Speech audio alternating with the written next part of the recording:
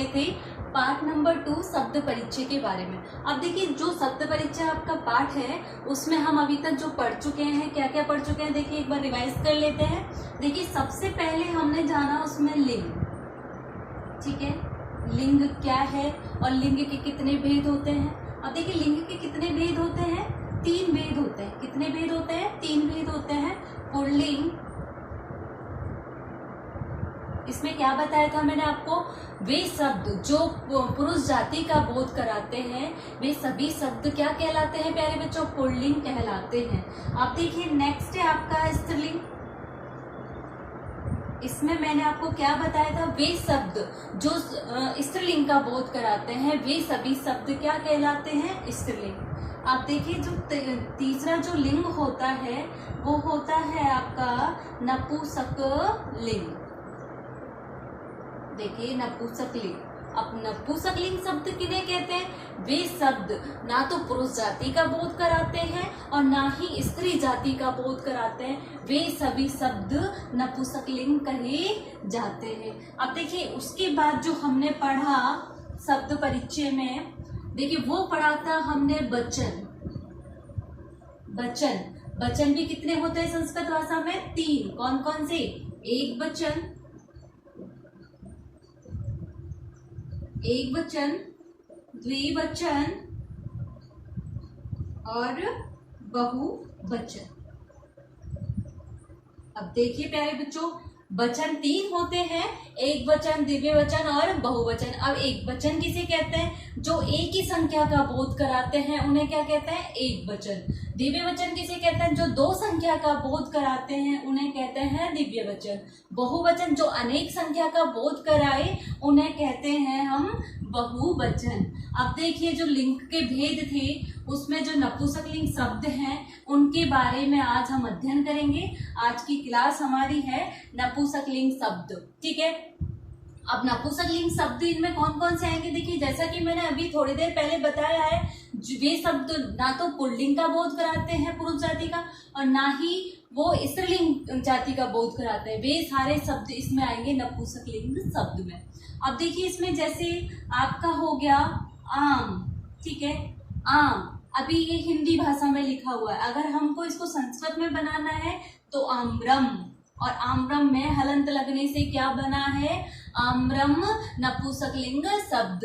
अब देखिए आम कोई पुल्लिंग है, नहीं है, स्त्रीलिंग है, नहीं है, तो ये किस जाति किसका बोध कराता है, ये नपुंसकलिंग शब्द के अंतर्गत आते हैं और नपुंसकलिंग का बोध कराता है। अब जी उसी प्रकार से देखिए पुस्तक, पुस्तक और नपुंसकलिंग शब्द बनाया पुस्तकम, क्या बनाया, पुस्तकम। उसी प्रकार से देखिए कंदुकम, कंदुकम मतलब क्या होता है, गेंद, पुस्तकम मतलब पुस्तक, आम्रम मतलब आम। ये इनके अलावा अन्य और भी शब्द होते हैं जो नपुंसकलिंग शब्द का बोध कराते हैं। अब देखिए उसके बाद हम जानते हैं, अब देखिए जो नपुंसकलिंग शब्द होते हैं इनको हम केवल एक वचन में ही नहीं, हम इनको एक वचन के अलावा बहुवचन और दिव्य वचन में भी प्रयुक्त कर सकते हैं। किस प्रकार से, देखिए एक वचन, द्विवचन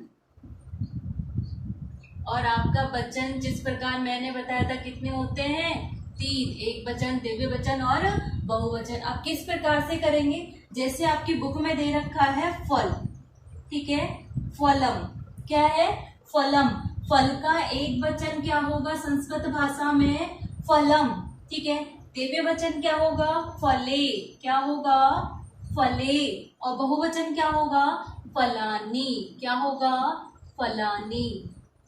देखिए जब आप चैप्टर पढ़ो तो अपनी बुक को अपने सामने ओपन करके रखें। अब देखिए कंदुकम, कंदुकम, कंदुकम मतलब क्या होता है, गेंद, कंदुकी, कंदुकी मतलब 2 गेंद, क्योंकि 2 संख्या का बोध कराते हैं। बहुवचन अनेक संख्या का बोध कराते हैं, कंदुकानी, अनेक गेंद, अनेक गेंद। उसी प्रकार से देखिए आपका पुस्तकम, पुस्तकम, ठीक है, क्या आएगा, पुस्तके, पुस्तके और पुस्तकानि। इन्हीं की भांति आपकी बुक में अनेक शब्द दे रखे हैं जो नपुंसक लिंग का बोध कराते हैं, जो एक वचन, द्वितीय वचन और बहुवचन में प्रयुक्त किए जाते हैं। अब आप अपनी बुक ओपन करोगे और पेज नंबर निकालोगे 14। देखिए उसमें है एक पुष्पम, पुष्पे, पुष्पानि, चक्रम, चक्रे, चक्रानि, पत्रम, पत्रे, पत्रानि। अब देखिए कुछ नपुंसकलिंग शब्द होते हैं, नपुंसकलिंग शब्द होते हैं जो केवल किसमें प्रयुक्त होते हैं? एक वचन में। कौन कौन से होते हैं वे शब्द? देखिए जैसे आपके होते हैं गृहम, ठीक है, घर को गृहम। जैसे आपके नेत्रम, दो होते हैं लेकिन हम एक वचन में प्रयुक्त करते हैं। मुखम,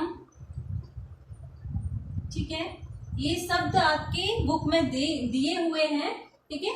मुखम, वस्त्रम, वस्त्रम अनेक हो सकते हैं लेकिन प्रयुक्त हमेशा किसमें होते हैं? ये एक वचन में प्रयुक्त होते हैं।